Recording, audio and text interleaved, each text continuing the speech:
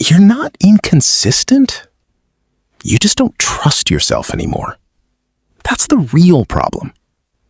You start things, but somewhere inside, you already expect yourself to stop. So when it gets hard, you don't fight it. You fold. Not because you're lazy, but because your brain remembers. Every time you said, "I'll do it," and didn't.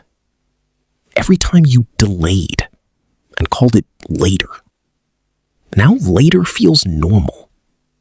And consistency feels fake.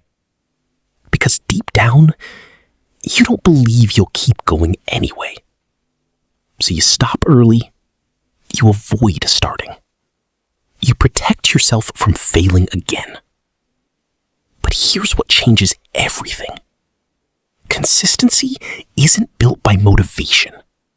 It's rebuilt by proof. One small action. You actually finish. That's it. No hype. No perfect plan. Just one promise. Kept. Because the moment you follow through, even once, you interrupt the pattern. And your brain notices. Wait, we actually did that. That's where it starts. Not discipline, not confidence, trust. And once that comes back, consistency stops feeling impossible. It starts feeling natural.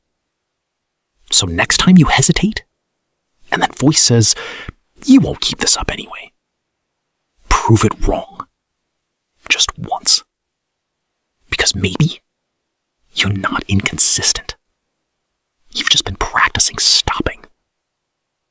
If this hit you, subscribe. Because this is where you stop breaking promises to yourself.